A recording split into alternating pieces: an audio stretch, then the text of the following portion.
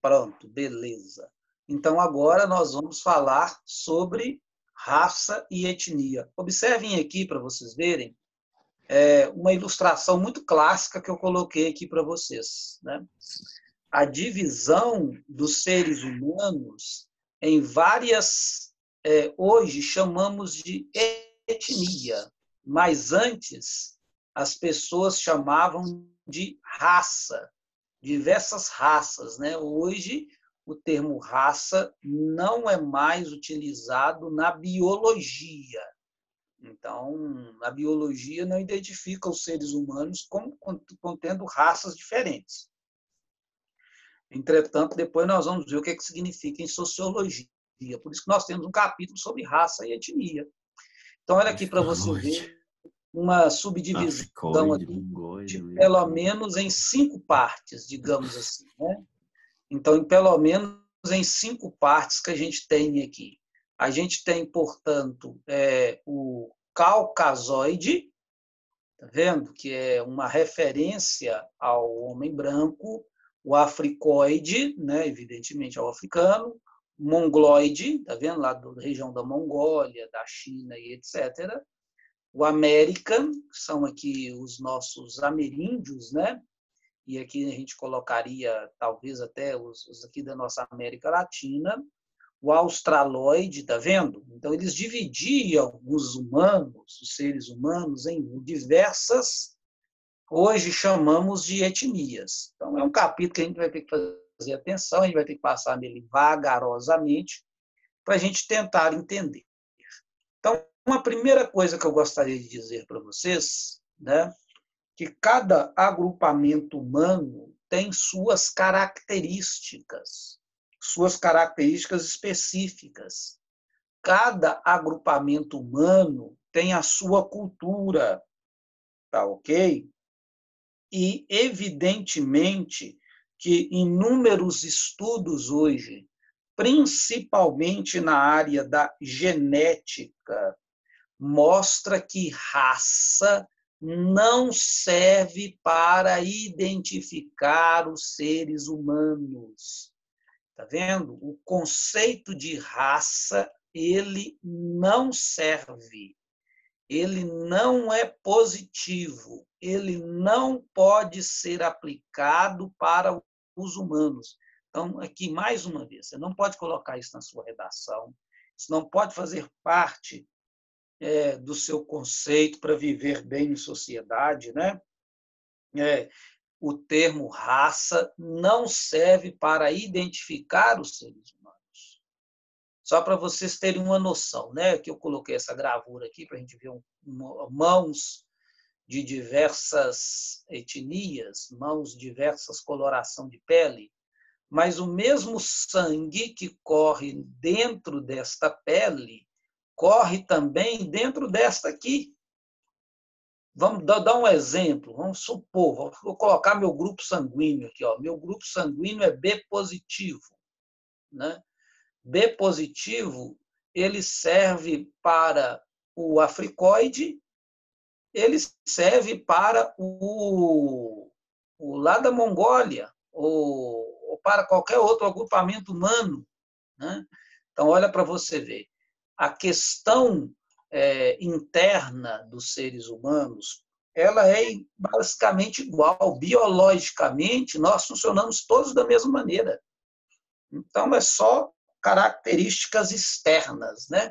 Essas características externas que depois vêm, e nós tratamos até em filosofia, né? Não sei se vocês lembram de Aristóteles, a substância é aquilo que é essencial. Por exemplo, a substância nossa é ser racional. Agora, o acidente são as características circunstanciais que nós podemos aproveitá-las ou não. Por exemplo, as características circunstanciais aqui é o sangue, o coração. Quando você vai receber um coração, você vai fazer uma transfusão, um transplante de coração, você não pergunta se o coração é de um negro, se o coração é de um homem branco, não. É um coração humano. Sendo um coração humano, serve para todos, evidentemente. Tá bem? Mas acontece que nós temos que ver esta questão de um modo mais técnico, por favor.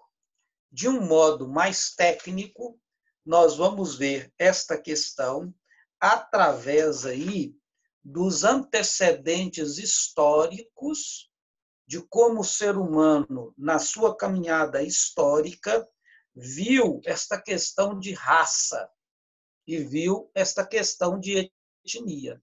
Então, nós estamos lá no livro, quem quiser acompanhar com a gente, estamos no livro, precisamente na página 16. Bem, vou colocar a página aqui para a gente, página 16, onde nós vamos falar dos antecedentes históricos da noção de raça.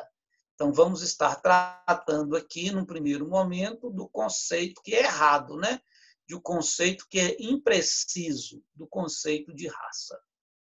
Tudo começa... Ivone, Diga, Augusto, por eu só favor. não entendi por que que fala raça é tão errado, que eu não entendi. Porque, sociologicamente, Augusto, existe um preconceito. Sociologicamente, nós fizemos uma escala entre os seres humanos. Nós dizemos que uns são melhores, que uns têm mais características boas e o outro tem menos características boas. Nós escalonamos os seres humanos. Então, o conceito de raça foi utilizado no âmbito sociológico, dentro da sociologia.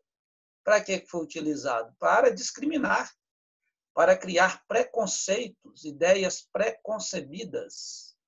Então, é um conceito que nós vamos ter que extirpar da mente.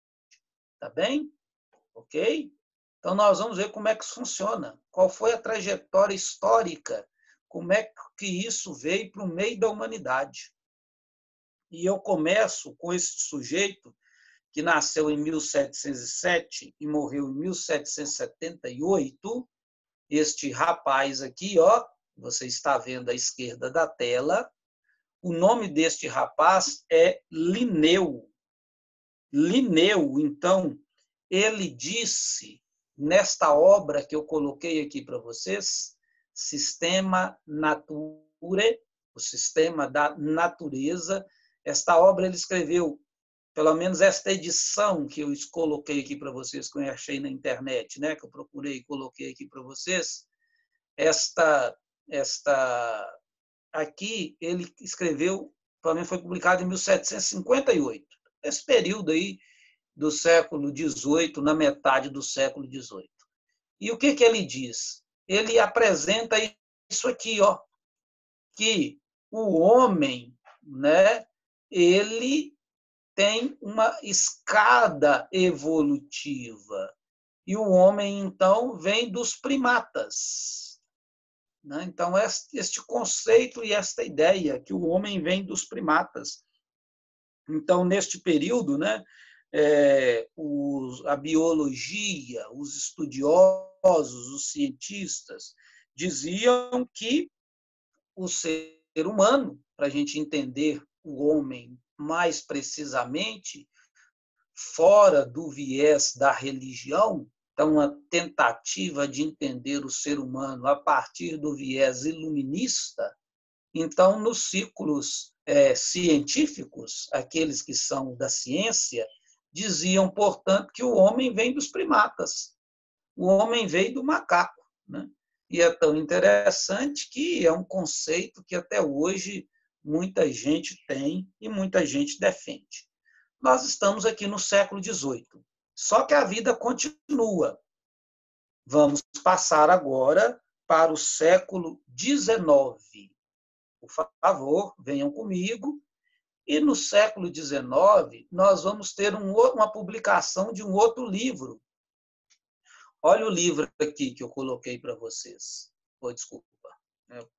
O livro de Darwin, Charles Darwin. Olha ele aqui, ó. É este bonitão aqui, esse barbudinho aqui, ó. Este Charles Darwin nasceu em 1809 e Darwin morreu em 1882. Então, ele é um homem do século XIX. E Darwin vai escrever um livro que vai exercer grande influência na área da biologia, né? É este livro aqui, ó, tá vendo? Este livro aqui é o grande sucesso, A Origem das Espécies. Aqui está o livro. Coloquei aqui para vocês verem, né? Então, A Origem das Espécies é um livro que ele se propôs a continuar algumas ideias e alguns conceitos estabelecidos por Aristóteles. Aristóteles, o filósofo Aristóteles. Ele se propõe a continuar o filósofo Aristóteles. Só que Aristóteles estudou só 21 espécies animais. Aqui agora ele vai fazer uma obra muito mais abrangente. Então, o Darwin é um personagem muito importante, o Charles Darwin. Então, neste livro aqui, ele está tratando das origens das espécies, da onde que vêm as espécies, mas são as espécies naturais, as espécies biológicas. Ele não está falando do ser humano, ele está falando dos outros animais da natureza. Ele pode até colocar o ser humano dentro dos animais naturais, mas, né, não trata especificamente do ser humano. Outro elemento que ele vai tratar, além das origens das espécies, outro elemento que ele vai tratar é a ideia de seleção. Seleção. Uns têm capacidades diferentes que vão ajudá-los dentro do mundo da evolução. O exemplo clássico disso é o exemplo aqui da girafinha, para você ver. Tem a girafa do pescoço comprido. A girafa do pescoço comprido alcança o prêmio, alcança a folha da acácia. Agora, veja aqui, a girafinha do pescoço curto. A girafinha do pescoço curto, neste processo de seleção natural, ela não é favorecida. Então, tem uma raça favorecida e tem uma raça desfavorecida. Então, o conceito que Darwin utiliza para a natureza é a ideia de raça. Na luta pela vida, na luta pela sobrevivência, tem algumas raças dentre os animais que serão privilegiadas. Aqui, um outro exemplo aqui, olha esses passarinhos aqui. Tá vendo? Você tem os passarinhos que são com um biquinho muito mais fino.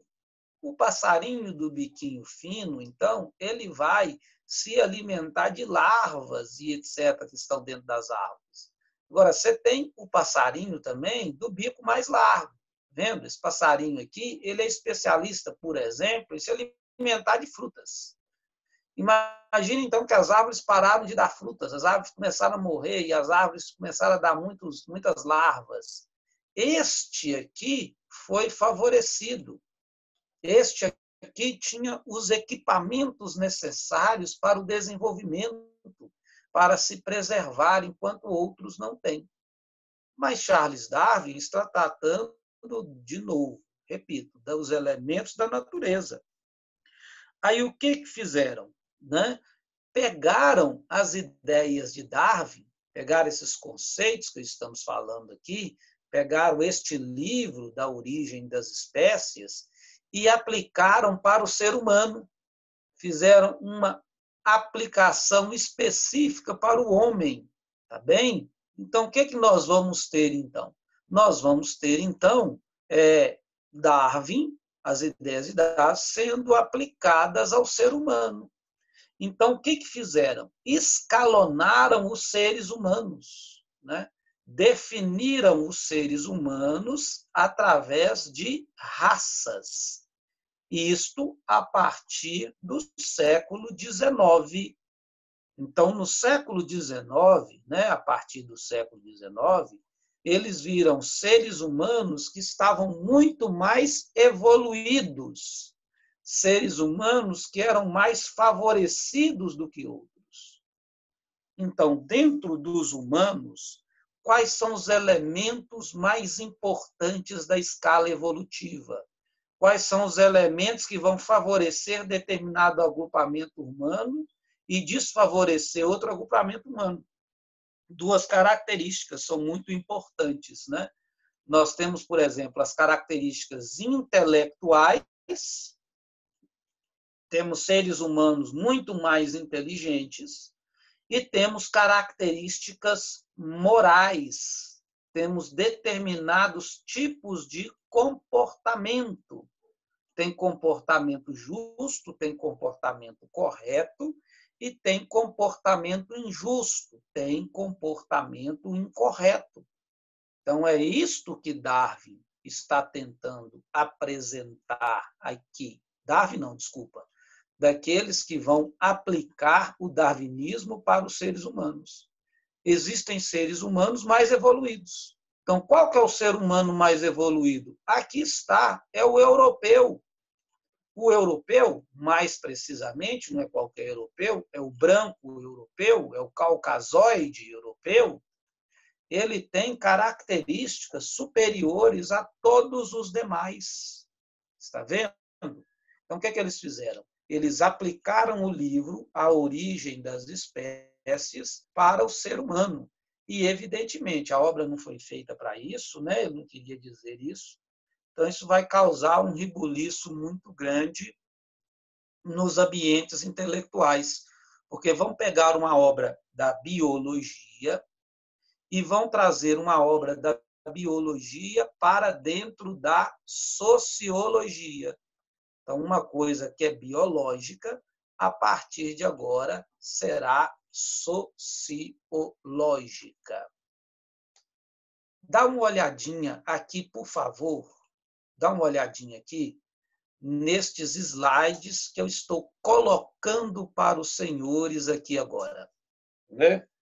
Observem esses slides aí, fazendo favor. Né? Se vocês observarem bem esses slides que nós temos aqui agora, os senhores vão ver, então, dá uma olhadinha neles, vê se eles dizem alguma coisa para vocês aí e tudo quanto. Esses slides, então, eles são bastante importantes. Ei, esse Diga, negócio de medir o cérebro é para poder ver se está no tamanho ideal, não é? Dos europeus. Isso, você está vendo aí? Uhum. Essa ciência é chamada de craniometria. Está vendo? Aí é para você ver como é que as coisas são, né? E tem uma série de desenhos, vocês estão vendo aqui, uma série de situações que são colocadas aqui, ó. Olha para você ver. Então, neste período aqui, só para vocês terem uma noção, para vocês terem uma ideia, né? Neste período aqui, eles, a partir de Darwin, inventaram uma ciência para determinar os seres humanos. Eles chamaram esta ciência de raciologia. Vou escrever o nome dela aqui embaixo para vocês, ó. Raciologia, ou seja, eles começaram a tentar perceber elementos de evolução dentro dos seres humanos. Está vendo? Aqui, vou tentar explicar através desse primeiro desenho aqui, ó. Você está vendo aqui uma espécie de macaco, né? Essa espécie de macaco, eles começaram a estudar os macacos e eles, de certo modo, encontraram a linha evolutiva nos macacos. Aí, a partir disso aqui, eles pegaram e aplicaram a um ser humano. Está vendo? Então, está aqui um ser humano. Então, nós temos também, nos seres humanos, uma linha evolutiva. Mas acontece que essa linha evolutiva, ela é feita de modo vertical. Como assim de modo vertical? Observem uma coisa. Aqui está, quem está no topo da pirâmide, aqui, ó, é o homem branco. Como eu disse para vocês, é o branco lá da Europa. E quem é que está na parte mais baixa da pirâmide? São os habitantes lá de Papua Nova Guiné. Tá vendo? São considerados os homens mais bobos que tem, né? Então, aqui nós temos uma escala assim, ó, altamente vertical. Tá vendo? E isso entra dentro da sociologia. Isso vai entrar dentro da sociologia. Qual que é o nome que vai ter isso aqui dentro da sociologia? Daqui a pouco eu vou apresentar para vocês. Vai se chamar etnocentrismo. Mas eu quero que vocês percebam, tá vendo? Tem um ser humano que está na escala mínima e tem um ser humano que está na escala máxima, né? Então, olha para você ver, eles apresentam uma escala evolutiva dos seres humanos, das raças humanas, né? Por isso que nós temos essa ciência aqui chamada de raciologia. E a raciologia, ela apresenta outros elementos também. Observem aqui, por favor, né, na parte direita da nossa tela, vamos chamar, isso aqui é uma parte da raciologia, chamada craniometria. Craniometria. Estão medindo aqui, olha para você ver, as características de um determinado humano. Eles estão medindo o cérebro, a circunferência crânica dele, estão medindo aqui o nariz e etc. Então, através da craniometria, aqui a ciência chamada craniometria, eles vão apresentar a partir do branco, a partir das medidas do crânio, a partir das medidas da caixa crânica e do formato, eles vão determinar as características evolutivas mais importantes. Está vendo? Este aqui, este outro sujeito aqui, esse personagem, tem um crânio, tem uma massa interna diferente e tem um formato crânico também diferente. Então, eles não têm o mesmo desenho. Então, eles vão estudar quais são essas características externas. E, evidentemente, que após se falar dessas partes aqui externas, do crânio, né? A partir do momento que eles vão falar do crânio, depois eles vão falar de outras coisas também. Como, por exemplo, eles vão falar das características do nariz, da cor dos olhos, da forma do queixo, né? Da orelha, como que a orelha é e etc. Então, eles vão pegar todos estes elementos e vão dizer o seguinte: olha, este aqui é mais evoluído do que este aqui, porque este aqui tem tecnologia, este aqui tem ciência, este aqui nasceu para dominar, este aqui nasceu para ser dominado. Então, é natural o domínio de uma raça superior sobre uma raça inferior.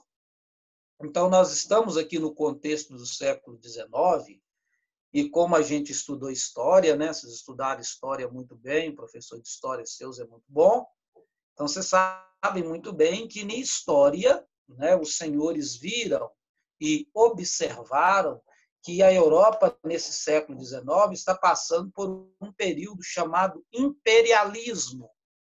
Então, aqui, nada mais é do que a aplicação de ideias sociais de ideias biológicas dentro de um âmbito social. O imperialismo, o europeu tem dinheiro, o europeu tem coisas melhores, o europeu tem uma cidade mais organizada, o europeu tem um mundo muito mais organizado em todos os sentidos. Então, o europeu é o mais evoluído. Ok, meus amigos? Só para você ver como é que são as coisas. Então, vamos passar para o conceito sociológico. Então, eu vou pegar essas ideias e jogar aqui dentro da sociologia. Me acompanhem, por favor, abram o livro aí, na página 17. Está vendo? Nós vamos passar para a página 17. Lembro para vocês que cabe aos senhores agora, né, lerem em casa, por favor. Sabe que minha tarefa, principalmente, é a leitura, né? Vocês podem ler outros livros, podem procurar na internet, mas, principalmente, leiam a página 16 e, principalmente, leiam, por favor, um quadro é de um sociólogo brasileiro, depois eu vou até colocar a imagem dele aqui, lá para frente eu preparei um slide com ele. Ele é o Munanga, Kambengele Munanga. Ele escreveu um livro chamado Uma abordagem conceitual das noções de raça e racismo. E aqui ele tem um quadro que o nosso livro trouxe, que está na página 16. Dá uma lidinha depois, por favor. Vai ser bastante bom, vai ser interessante para os senhores e vai ajudar os senhores demais. Agora, eu vou passar para o número 2. No número 2, nós vamos tratar disso aqui, ó, o etnocentrismo. Tá bem? Etnocentrismo. Então, o etnocentrismo nada mais é do que a aplicação dos conceitos biológicos para a área da sociologia. Lembra para vocês que eu falava daquela questão vertical, né? Como assim vertical? Lá no topo está o branco e outras etnias, aqui eles chamam de raças. Então, vou usar os termos que eles utilizam. Outras raças estão aqui, ó, no pé da pirâmide humana, dos agrupamentos humanos e etc. Então, o termo sociológico, para a gente definir isso, a palavra técnica é etnocentrismo. Então, o termo etnocentrismo é um termo pejorativo. É um termo pejorativo, é um termo negativo. Então, uma ideia ruim. Então, etno vem do grego, significa povo. Etno, povo. Centro, né? Significa que está no meio, o que é o mais importante aqui no caso. O nosso seria o mais importante. Ismo é justamente aquele sufixo que designa a prática de alguma coisa. Então, olha a palavra muito bem construída. Etnocentrismo, então, é uma postura. Etnocentrismo é um comportamento. É alguma coisa ligada ao indivíduo, à ética ou à moral, mais a moral, uma postura moral, segundo a qual outros povos que não são os nossos serão avaliados a partir do nosso critério. Eu vou analisar um outro povo não por aquilo que ele é, mas por aquilo que eu considero. Quem é que considera? O branco europeu, né? Então, o branco europeu vai estudar outros povos a partir dele mesmo. Ele mesmo que vai estudar, a partir do seu conceito. Então, evidentemente, que o que vai acontecer? Ele vai ver outros povos, né, de modo diferente. Ele vai passar por um processo de estranhamento, né? O etnocentrismo estranha povos diferentes. Ele vai contra povos diferentes, ele vai contra conceitos diferentes. Então, olha para você ver. A atitude etnocêntrica é a atitude que nos leva a ver uma superioridade. Estou marcando para vocês aqui o termo superioridade.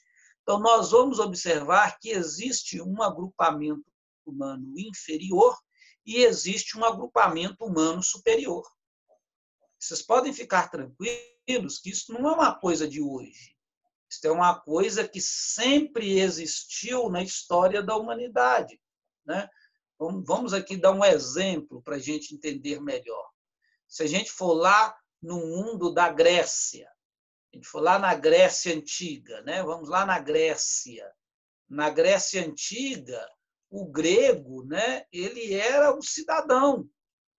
Então, mesmo uma sociedade com menos preconceito, igual a sociedade ateniense, que era uma sociedade de democracia.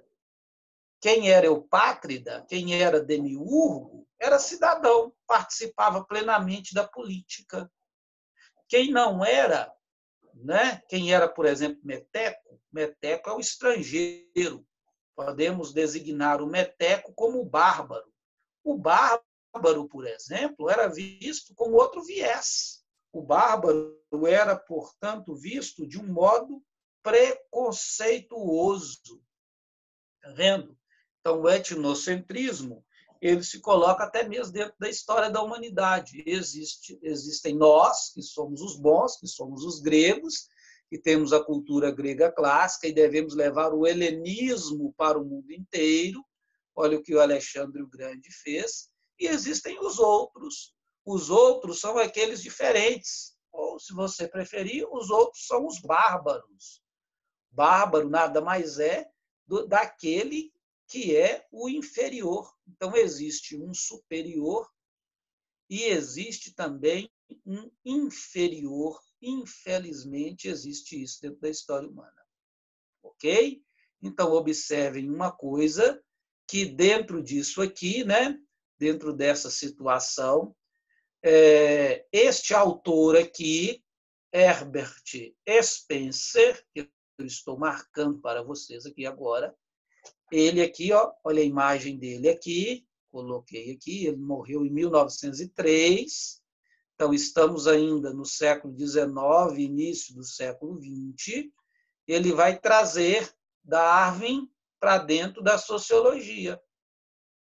Você pode chamar de etnocentrismo, tá?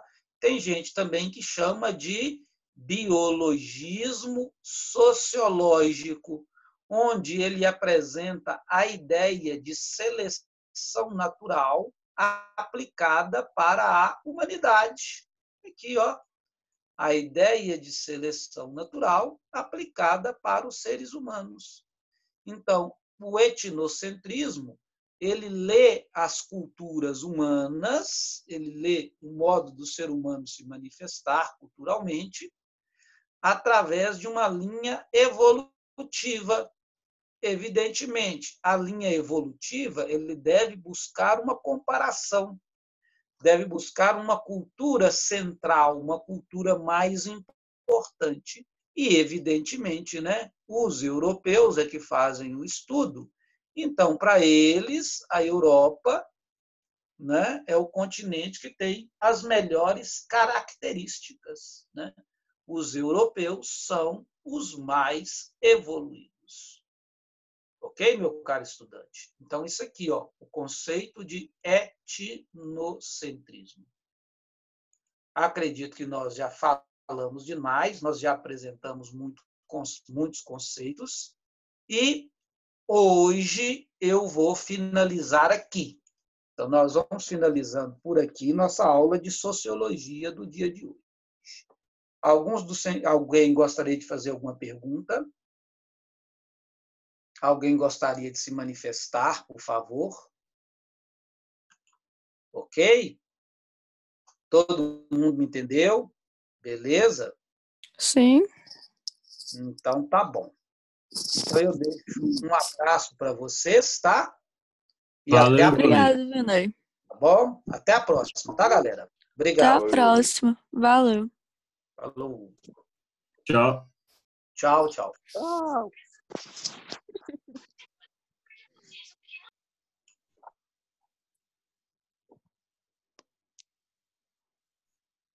Falou.